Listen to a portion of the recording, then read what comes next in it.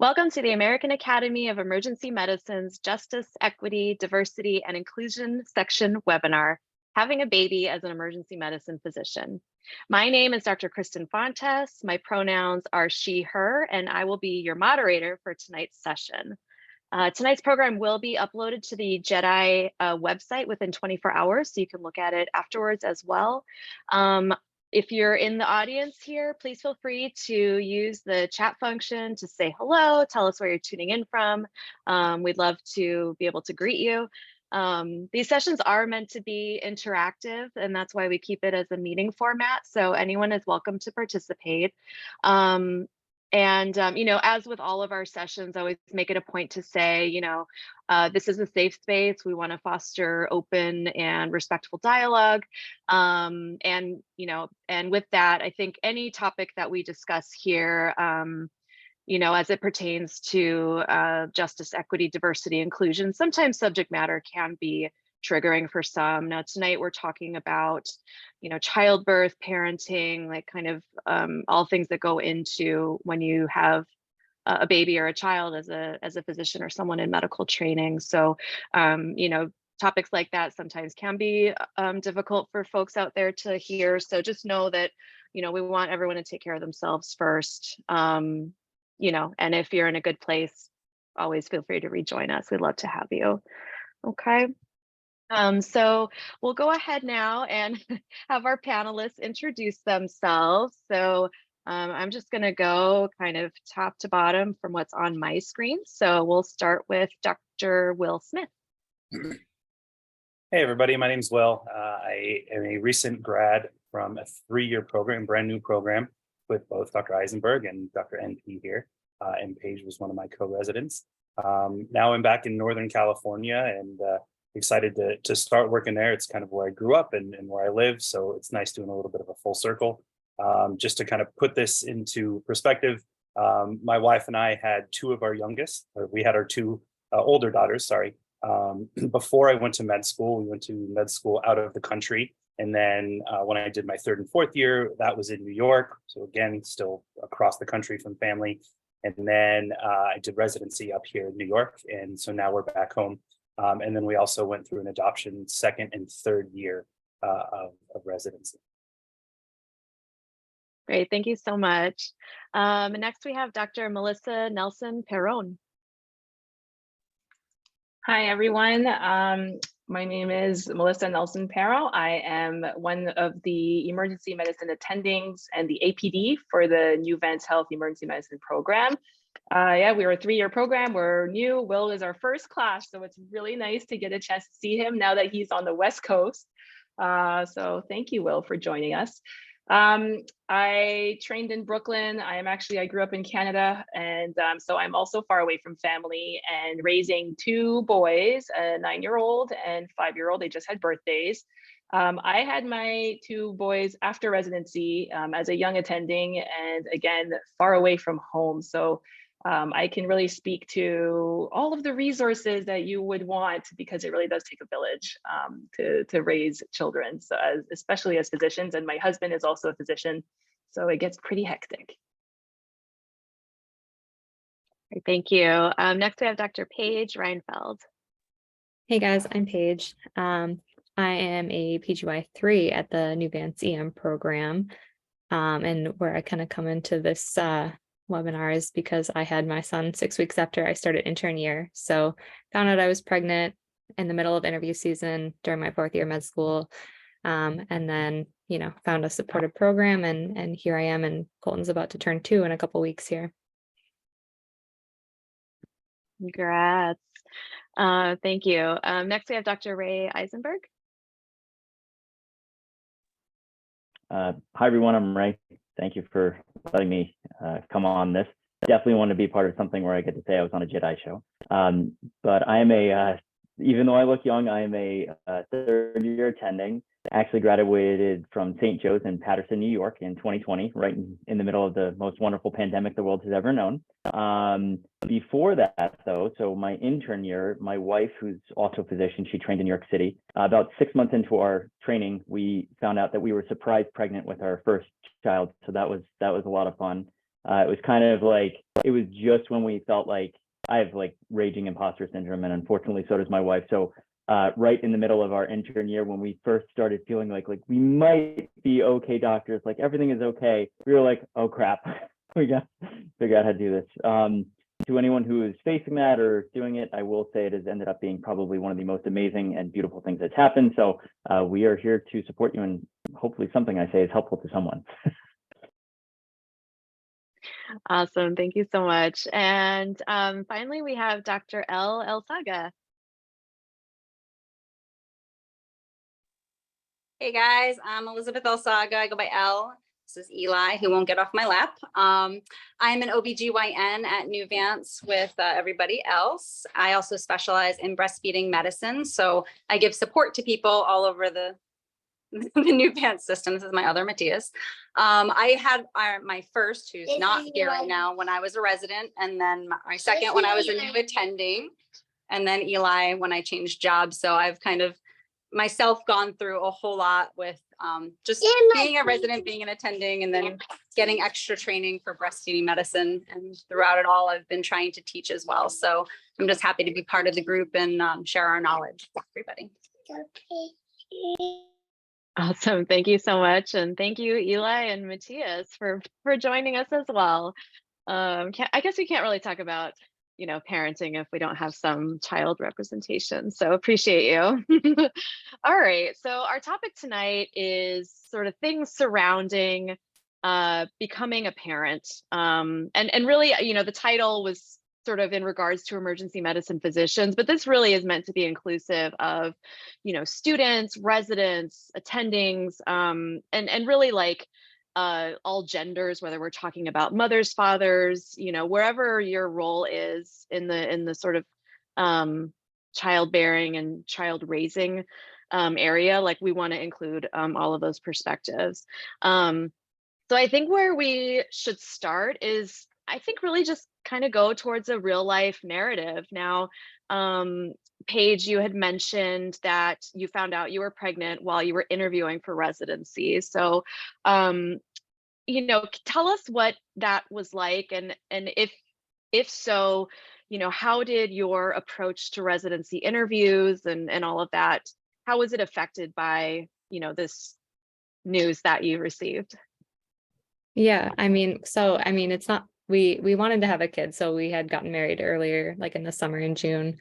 And, you know, ideally wanted to have a kid before I was done with med school. But it just like, I mean, months kept going by.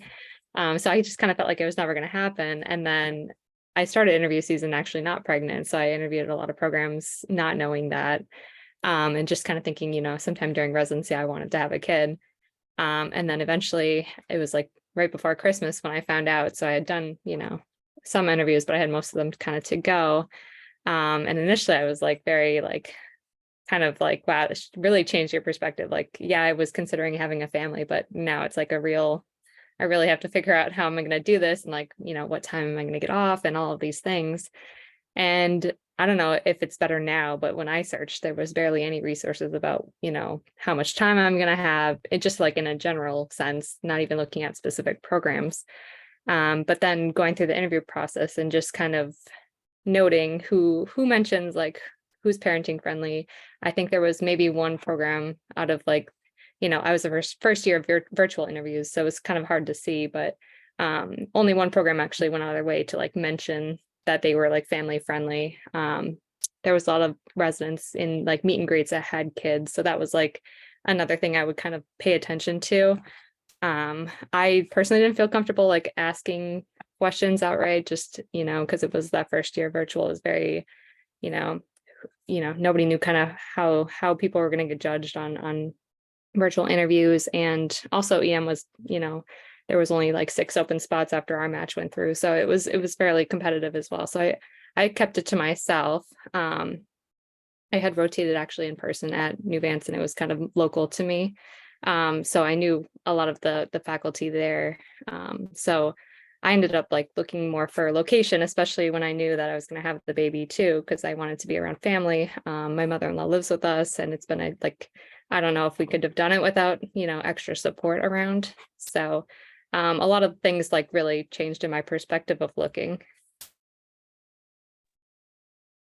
Yeah, I can only imagine. But I really appreciate you like sharing that, and also just, yeah, like I think kind of highlighting the fact that although it sounds like there were some places that did, just kind of identify themselves as family friendly and you get to connect with people that do have kids, that, I remember now, full transparency, I'm not a parent myself, but I also remember going into a program where there really weren't that many parents either. And it, didn't necessarily occur to me at the time.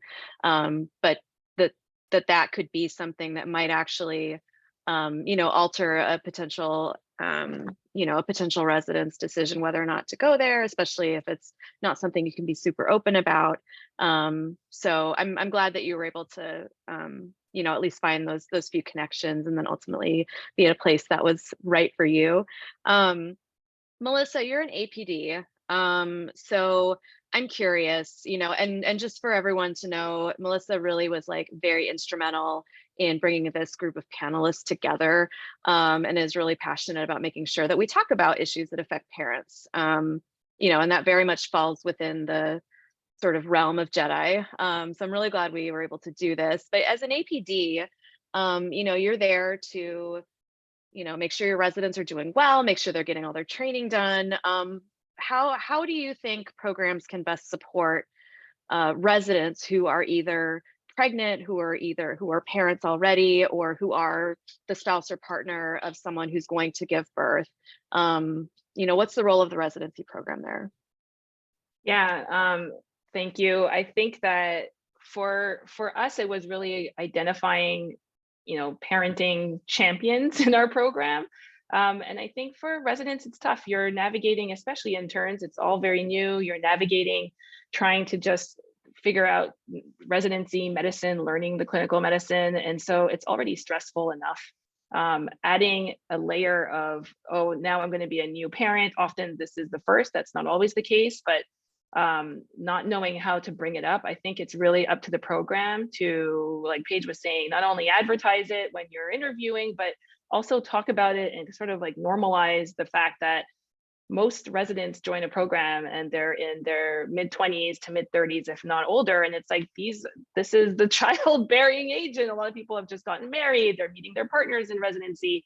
How can we act surprised if somebody is willing to tell us that they're going to have a child in residency? They actually had an article that was posted even in ACEP Now. They had an article that was posted in that was published in one of our another emergency medicine magazine about the fact that all the residents that come in are really starting to push family back, and then at the end of the day, they feel like they're trying to catch up with their family planning in their lives after graduation. So I think it's time to talk about it, normalize it, and also empower your residents to know their own rights and leave. It's important to know, for example, we have American Board of Emergency Medicine actually has policies on how much training you can have and how much leave you can have. And a lot of times residents don't really look into those policies. Again, you're focused on learning the medicine.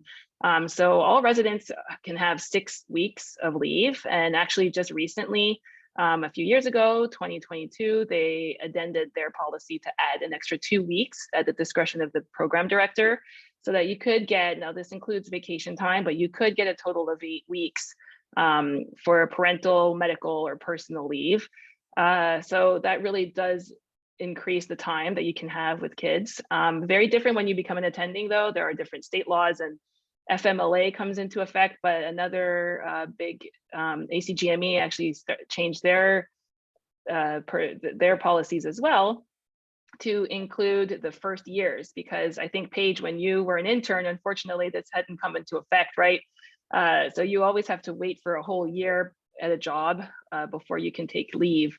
But ACGME recognized that that is very difficult, and that, again, residents are at the time of their lives where they're going to be having children. So now from day one of training, residents and fellows can actually start taking their leave right away. You don't have to have worked somewhere for a year. So it's a little bit different than the labor laws and FMLA. So I think it's important for programs to be well versed in that, and that's probably one of the best ways you can really support your residents. Another thing we've done at New Vents, and I think a lot of programs have done, is have actually a check-in with our residents that become pregnant, whether it's the dads or the moms or any in between, in terms of how they're going before they even leave. So we have check-in points, we give them resources, and later on I'm going to share some of the resources that we give. We give them a checklist to go through at different stages of pregnancy or different stages of preparing to be a parent. And then that way, when they leave, it's not suddenly a surprise when they come back. They actually have a plan when they transition back into work about specific rotations that they can do. And I think that's really important. Coming back afterwards, your life has completely changed. And coming back thinking you're going to just hit the ground running, you've got to give yourself a little grace. And there's sometimes some rotations that we can change and kind of give parents a chance to spend a little more time with baby, because I don't know about everyone else, but 6 weeks, 8 weeks, that's just not a lot of time. It's not a lot of time. That baby's still really small. So if you can do whatever you can do to accommodate that transition back, I think as a program is also really important. And sometimes we forget about that. We focus so much on the pregnancy, we focus so much on the time of leave that programs kind of drop the ball at the return stage. And I think that's where we can really shine. Wow, thank you so much for that. I mean, like just hearing you talk about it, I mean, it sounds like, well, first of all, like I wish I could go back in time and have you be my program director, because I feel like just the very inclusive approach to being in charge of all these young physicians, and some of whom that are going to be growing their families. Like I just remember in my own experience, I think I just felt like there was kind of this unspoken law that, you do have your rights if you are, if you have to take time off of residency rotations because you're going to have a kid, but, it's going to be really hard to do the schedule and stuff like that. And, so I think where I was, we just didn't see a lot of kids join the family. Yeah, And I don't know. It was like, put your head down, don't complain, rejoin the pack. But yeah, do it later.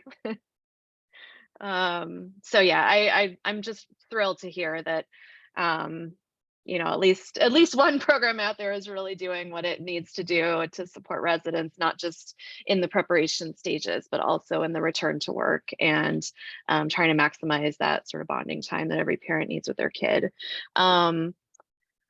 I think with that in mind, I would like to hear from our dads. Now, Will and Ray, you both mentioned, I mean, kind of bringing a new child into your family, either through adoption or kind of finding out that this was coming, sort of at a busy time.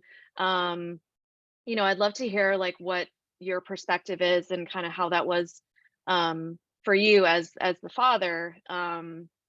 And if there's any, pointers that you might want to share with our audience.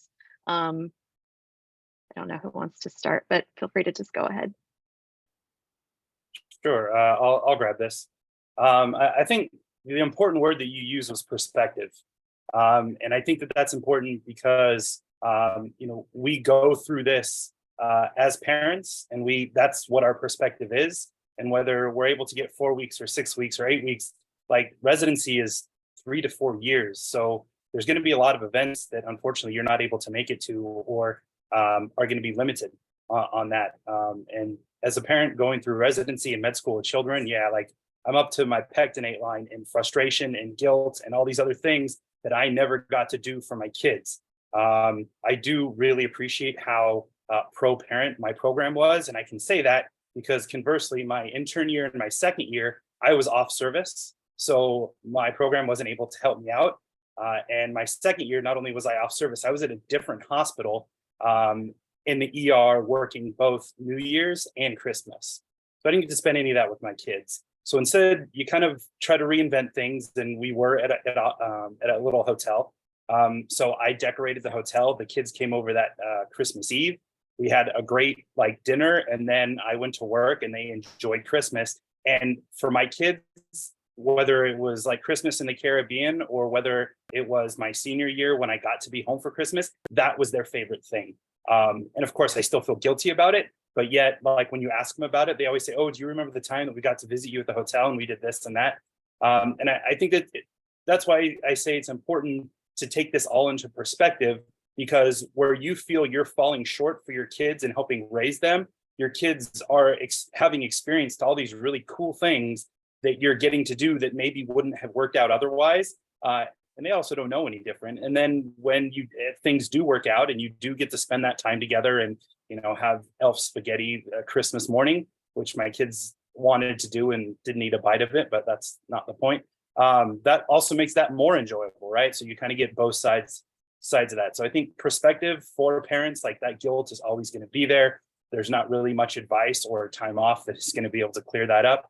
But I think it makes you appreciate the time that you have, and your perspective isn't necessarily your kid's perspective. Thank you so much for that. Yeah, that's just, I mean, it's very heartwarming. And I know, it's from what I understand from all the physician parents who I get to call my friends, that, it's certainly not easy, whether, I think regardless of where you are in your medical training, like it just seems like, I feel like, friends of mine have said, I don't know that there was ever really like a great time to like, or the sort of an ideal time to do this. And I'm talking to people who have been out of residency for years and are starting their families now. And it just seems that, like you said, I think maintaining perspective and knowing that, you can only do what you can do. And, it sounds like your kids really like picked up on the very positive, which is wonderful to hear. Ray, any thoughts from you?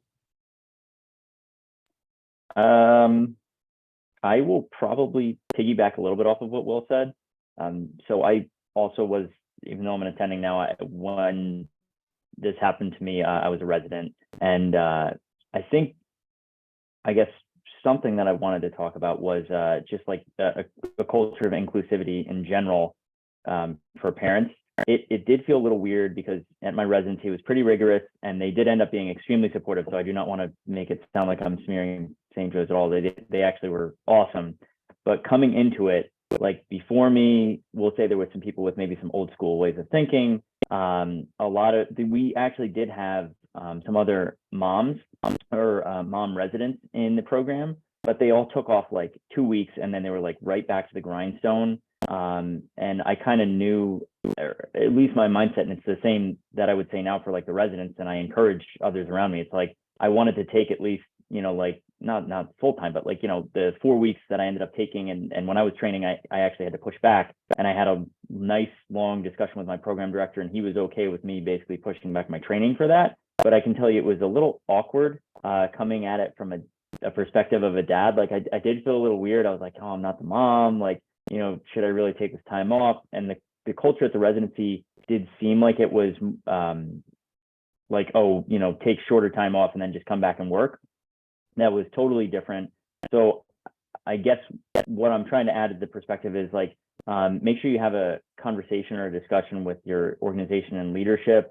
If you're in the process of interviewing right now for residencies, you're going into residency, try to figure out if they're accepting of parents, not just because, like, even if you're not planning on having kids, obviously, if you're planning on having kids, definitely do that. But even if you're not trying to have kids, like it just suggests it's a more inclusive nature overall. Like if they're supportive of parents, if they're supportive of people having a life outside of medicine, they're probably supportive of a lot of other things. Yeah. Great, thank you so much. Why don't we transition a little bit? And obviously, if others have like additional thoughts, like just feel free to chime in. But I wanted to make sure that we had some time to talk about, once, kids born, you're back at work, breastfeeding and, pumping and being a shift worker, whether that's days, afternoons, overnights.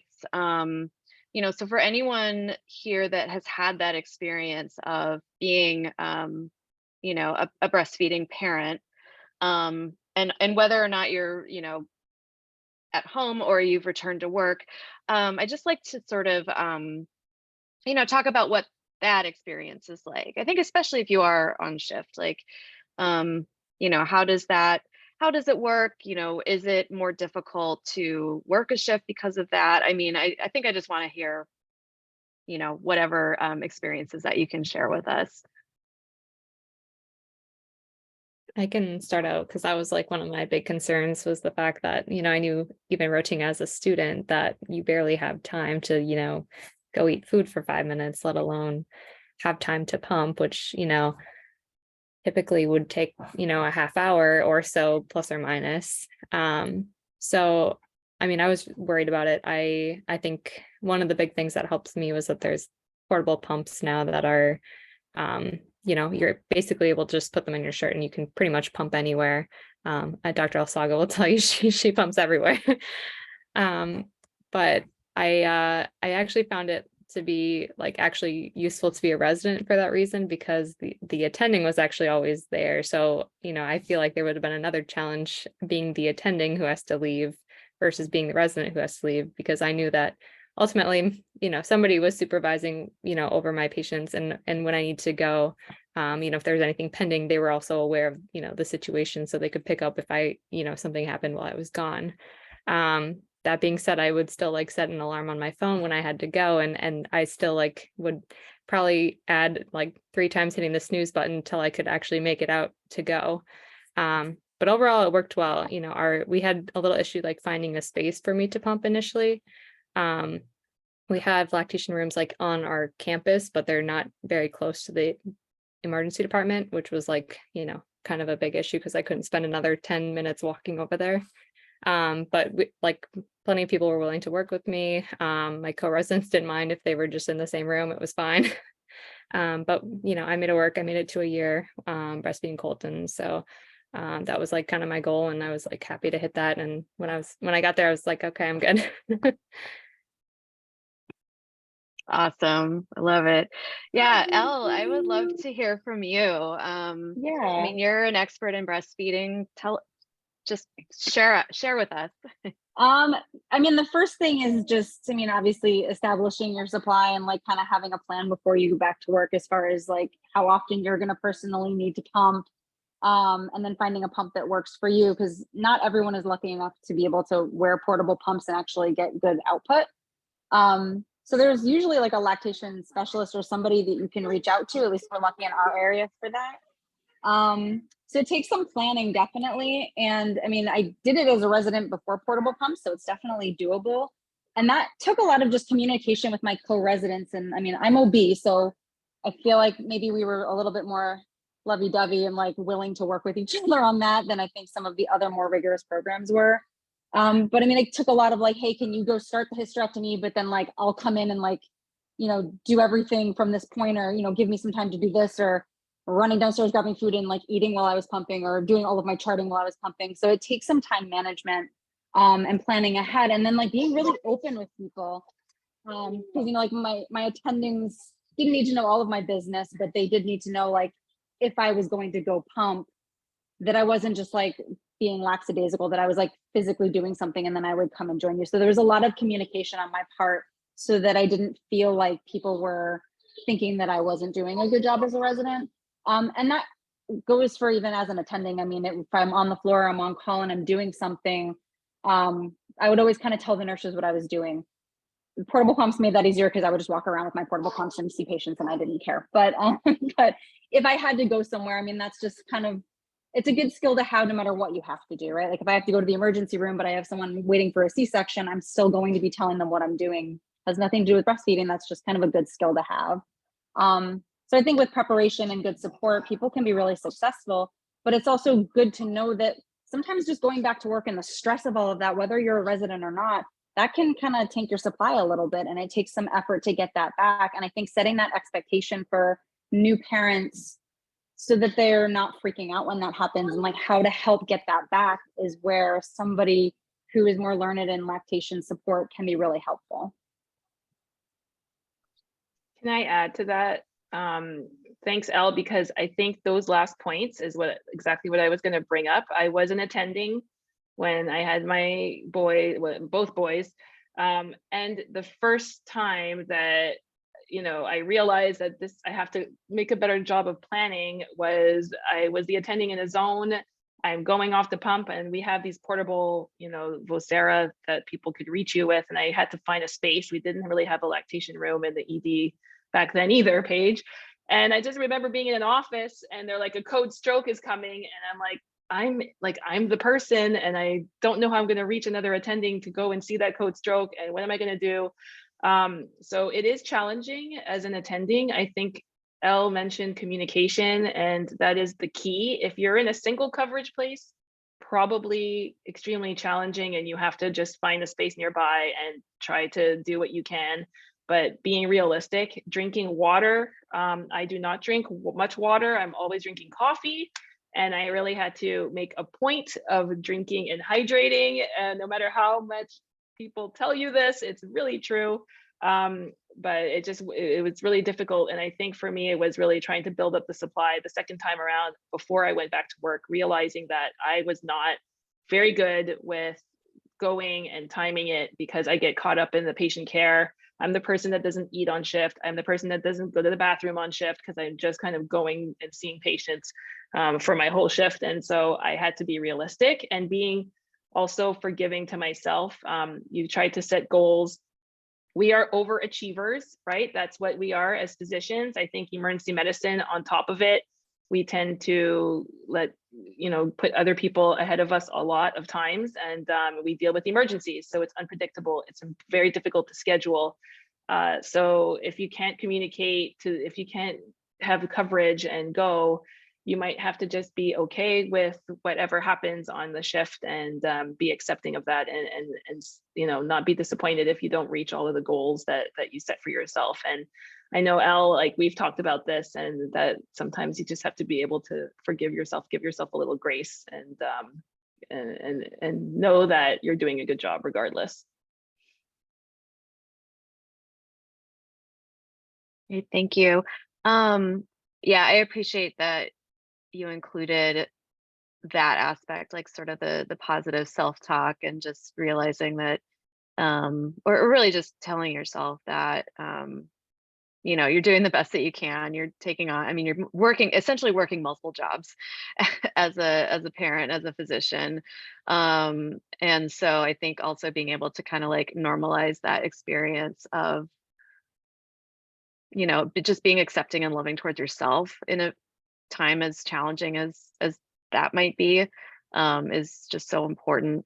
I guess along those same lines, are there like any sort of like either like support folks that you've kind of had as people who have breastfed and sort of learned to figure out how to pump at work, in terms of like, relating to other parents who breastfeed, or like any like online, like either through social media or other like sort of support networks, like people that you can talk to about this, or get pointers, advice, like product recommendations, like anything out there that you think people should know about?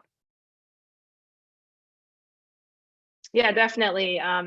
In a little bit, when I'm sharing some slides, there's a bunch of resources on there, and that hopefully our viewers will be able to have access to this. There's a Facebook group called Dr. Milk, and it's actually all physicians who are breastfeeding, and really a great group of people that have discovered resources, and it's all different specialties, and just supporting each other and figuring out also like tips and tricks and what they've done and different products out there. So that's a really, really great resource. I find that a lot of the physician mom groups, and there are some physician dad groups and a lot of different physician parent groups out there on Facebook, that can just help with all kinds of things parenting. And there's specific ones actually for different specialties as well. So if you just search online, there's a ton of support groups out there on social media. And it's just a really great way to bounce ideas off of each other. And then it turns into, look at my kid's rash, what do you think? And then all these different specialties will chime in. And so it's actually kind of great for diagnosing things as well. But yeah, there's a lot out there. And I will say that another, great resource if you are training and a resident is looking into some of the protocols yourself. So like ACGME has a website and there's some program requirements. And recently they added a lactation policy that we never had. So, when I trained, maybe Kristen, I mean, you look much younger than me, but I think it was a different time also. I don't know. But when I trained, there were no policies. People were kind of trying to figure out a space to breastfeed. And a lot of hospitals, even now with policies, it's really hard to find. But ACGME updated that so that every program has to have a lactation room. And now, thank you to Paige who enlightened us as a new program to seeing some of the deficiencies that we had. We've actually really been fighting to get a space for our residents in general. And within that space, we're going to create an area. We have a second resident who just had her baby a month ago and she's coming back to work. And so we really want to have a space for her that's in the department, specifically in the department, so that she doesn't feel, and Paige figured it out on her own, but actually has been a huge advocate for our residents for that reason. So, it's really looking for the resources online and empowering yourself with the knowledge so that you have support. Great, thank you for that. Yeah, we'll leave plenty of time to go through the slides with the resources and everything. I had one additional question for Elle. As an OBGYN, I'd love to hear what your thoughts are with regard to, for people who are either pregnant or breastfeeding and also doing shift work, like overnights and things like that. Like, is there anything to consider? Is there an impact? What should people be kind of aware of in emergency medicine specifically? Yeah, that's a really good question. I think it's important for people to realize that like the stress that you feel as a resident, whether it's at work or worried about pregnancy and things like that, like your baby doesn't feel the stress. Your baby knows that hormonally something is going on, but I think the overwhelming thing I hear from residents and people who have really stressful jobs is like they're hurting their baby because they're stressed out. And stress is a good thing. We wouldn't have survived as a human race if it weren't for stress, right? Like we give stress steroids in OB to help babies who are going to be born prematurely. So like I encourage people to think of it as like you're kind of making your baby resilient. It's really hard to get sleep and it's really hard to eat well when you're a resident, whether you're pregnant or not, whether you're just supporting somebody or just going through residency. But when you're pregnant and breastfeeding, that becomes like really, really important. So again, like making sure that you're planning your meals, bringing your meals, like you really, I think to feel like you're being successful, planning ahead is really helpful. And really getting into the habit of like, how am I going to eat? Where am I going to rest? How many water bottles do I need to bring with me? And for some people that's really easy. And for some people that's not. But I think often, like Melissa said, like we're our worst critic. And so we tend to really just see all the things that we missed on every shift instead of like thinking about all the wonderful people that we've helped. And so sometimes just shifting that can be really helpful. And then I always encourage everyone with a high stress job, like, what are you doing for your behavioral health? Whether that is like actual counseling or you have a group of people to help you out with it. If you have co-residents who've been through the same thing, but like trying to make time to make sure that that's really being taken care of. Because behavioral health in general isn't taken care of, but there's a lot of things going on in pregnancy that make it a lot harder. That's a little tidbit. Awesome, thank you. I have a question. I really kind of for everyone, so we can just like, just kind of open it up here. But in terms of like thinking about folks who are not parents yet, but are thinking about becoming parents, whether they're students, residents, fellows, attendings, as parents, what is there anything that you either wish you knew when you were kind of approaching this transition in your life, or is there anything that you know, that you would have wanted to do differently or should have done differently? Or what can you sort of impart upon folks that are wanting to become parents as they sort of enter the physician specialty?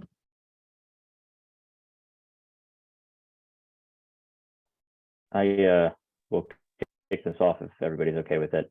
Someone said this earlier, and this goes for anybody at any level, and whether you're a mom or a dad. I will say moms definitely have a little bit more on their plate, but you need to realize that this is almost like a second job. You know, so even right now, I will say my wife definitely takes on a lot of responsibility. But it's still like, even as an attending, our schedules are easier. Like we have a crazy schedule with like arrows pointing all over it. You know, who's going to have the kids here? Do we have childcare here? Like some days it's like, oh crap, I need to get home early. Like, you understand that it's amazing, and it really does add, if it's something that you want, it really does add a richness to your life. But understand that you will need to plan ahead, and you will need to have, you know, contingency plans. And sometimes the contingency plan is, you know, one of us will have to figure out, you know, am I calling out of work? Are our parents coming up? If you can be around parents, I know that's not possible for everyone, but if you have either a really close friend or parents, like, have your plan A, plan B, plan C. It is like another job. And you know what? The emergency department patients can't, like, they need their doctor, but your kids also need to not be alone at your house. Yeah, but it's a great thing. Being a parent is awesome.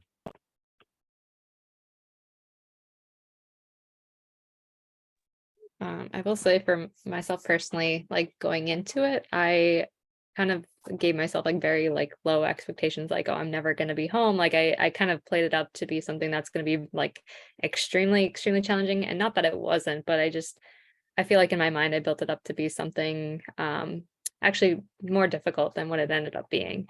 Granted, I have like a lot of support, and like, you know, I have family here. And I think one of the greatest challenges is probably childcare with our schedule. So that's something that can be difficult. I mean, it helps if you have family, but we also had a babysitter, we also have daycare, like we have like layers and backup plans and things like that. So it definitely is a challenge, but I think that, you know, it's definitely doable.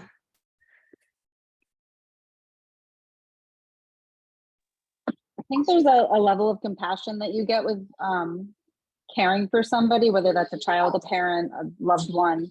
And that can really enrich the way that you approach your patients and their families and things like that. So I think, you know, being kind to yourself is also part of that. And really, there's never a good time to have a child. Like, whether you're a resident and attending, there's always going to be something that makes it kind of difficult, but the benefit totally outweighs the risk of it being stressful. And so surrounding yourself with family, friends, like finding an outlet, finding people who can really support you is super important.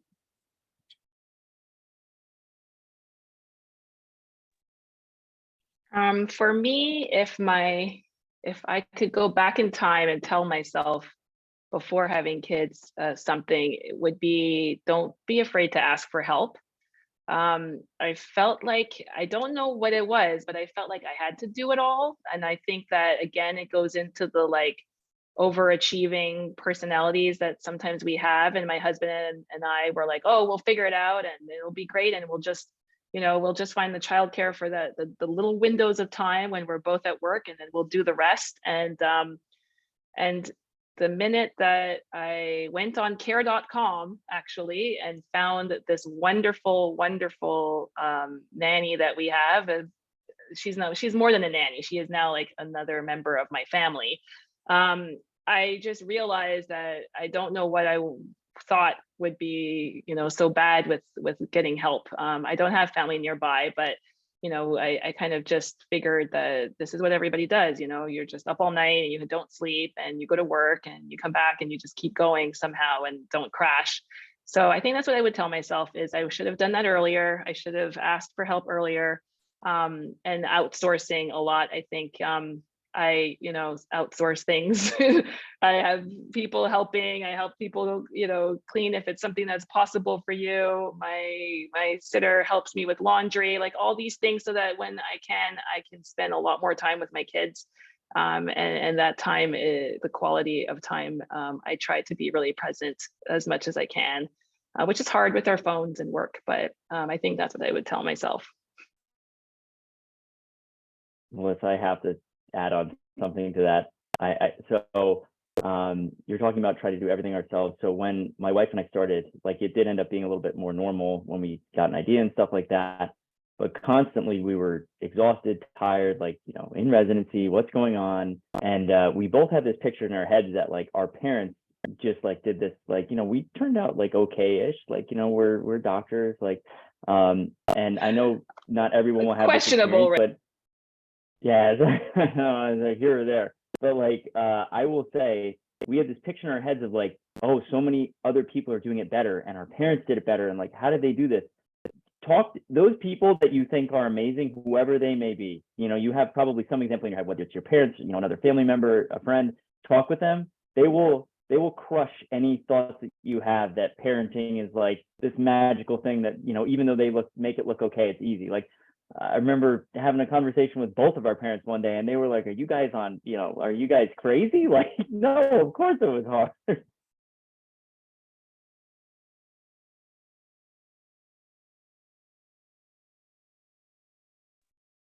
Will, I saw you unmuted yourself for a sec. Just want to make sure if you want to speak that you have the chance to. No, I'm just so used to deferring to my attendings. I figured now was a time to do it all over again.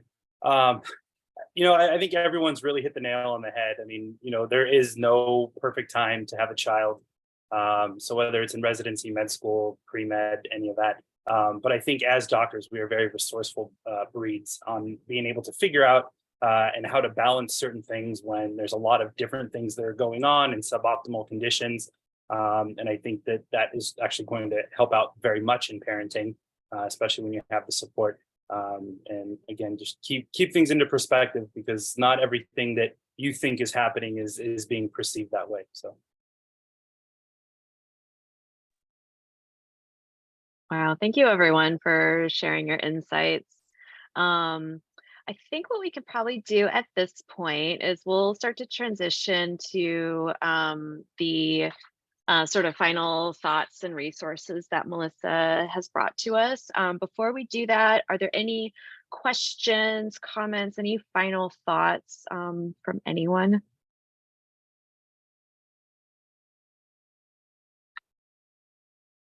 Okay, well, if not, Melissa, I think, do you have the ability to share your screen? Otherwise, I think I can make you a co-host, but if you're able to, oh, sweet.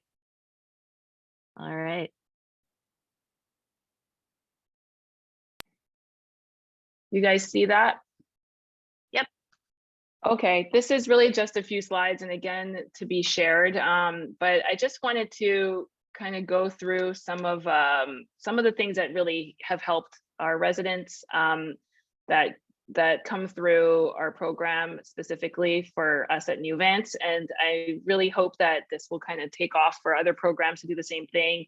And no matter where you are, med school, these are just some great resources. So we created a checklist. We have a mentorship program, and everybody that's on this panel is actually a part of it. And we are missing one member, the mom of the Eisenberg crew, Dr. Danielle Eisenberg, a family physician who really has been instrumental in helping our mentorship really take off. So she created a checklist that we send every resident who either from other programs as well as within our program who shares with us that they're pregnant. And within this checklist is one of these resources, and specifically under one of the headings of preparing to parent. So these are all hyperlinks. I spoke about Dr. Milk earlier, and there's just a ton of different resources for pregnancy, breastfeeding, or just preparing for parenthood. And then some tips from the American Academy of Pediatrics. So these links are just very helpful resources while you're preparing. Dr. Dr. Elsaga talked a little bit about this, and actually ACEP recognized that shift work can be really challenging, specifically during pregnancy, and more specifically coming closer to the end of your third trimester. And they wanted to try to put together a policy. It's not an official ACEP policy, but for people that specifically when you're in attending, if you had to speak to your chair, your medical director, but the same thing goes for residency. The link will take you right to this article, and it just talks about some of the difficulties and maybe increased risks with shift work, and specifically night shifts when you're in your end of your third trimester. So it may be a conversation that you would like to have. For example, one of our residents was in her third trimester, actually during the time of delivery, was scheduled to do a block of night shifts, which we have, to kind of see it's supposed to, we're experiencing being a nocturnist basically, but that was actually at the end of her pregnancy, and that was really had not been planned ahead by us. We only found out about the pregnancy, later on during her second year. So we moved that around so that she wouldn't be doing just night shifts during the third trimester. So just something to consider. I touched on these policies, so I wanted any residents or medical students to have access to this. This is specifically for emergency medicine. In order to sit for your boards, you have to have a certain amount of weeks of training.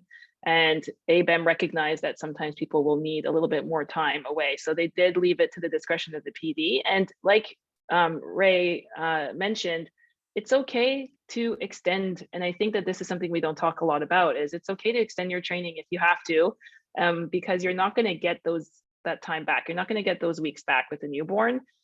So that special time, if it's really important to you for your family, then just extend the training. Fellowships understand that you're not going to miss out on anything from taking 2 weeks or a month even of your attending year. This is your time with family, and you're not going to get that time back. So if you have to extend the training, you won't regret it. And then ACGME specifically has recognized that FMLA really does not work in training. So they did change their policy to have the parental leave start right from the first day of training, and that extends to fellows as well. So those are just the resources of some of the things that we mentioned. And here is just our contact information. So feel free to reach out to us via email with any additional questions or any topics that we may not have covered today. We're here to help and support any future parents or current parents. That's it. Thank you. Awesome. Thank you so much. Yeah, I will make sure that that these resources get posted, because I think that really is that's amazing. I'm so thrilled about this. How new is this program? It's like you've had a graduating class so far. Yeah, Will Smith is our first class. So we are beginning our fourth year of our program. Okay. Yes. Well, this is incredible. I want to just take a moment and say a huge thank you to all of our panelists for giving us your time, sharing your stories, imparting some wisdom on those who want to be in your shoes as parents at some point in their future. So I really do appreciate you willing to all come together, and really for this group of people who have worked together and have been parents kind of in the same work environment. I feel like there's just it seems like there's some special bonds that have formed here. So I really appreciate that. And just for coming here and having this conversation. Thank you to Haley for showing up here as well. We really appreciate having really anyone just come and be witness to the conversation. Now the recording, like I said before, will be available on the JEDI website, and I believe also on the AAEM's YouTube. I believe the JEDI website will be the first one to go up in about 24 hours. Thank you so much for everyone for being here. Our next JEDI webinar is scheduled for August 24th, and it's going to be on, we have Victoria Gonzalez, who's going to talk about egg freezing in residency. So kind of continuing the theme of, pregnancy, parenting, in our specialty of emergency medicine. We're going to have a session about that, so definitely check it out. We'll be promoting that in the upcoming weeks. In the chat, I put a link to the JEDI website where you can view all of the upcoming events and also any events that have already happened, including the recording to this session. This is where you can register for everything too. So it's kind of your one-stop shop. So yeah, I think we'll go ahead and close out here. Thanks again, everyone, so much for your participation and for being here and for engaging in this conversation with us. All right, take care, everyone. Thank you. Thanks for having us. Thanks for Thank having you. us. Thanks, take Absolutely. care. Have a Good good night, night. everybody. Good night.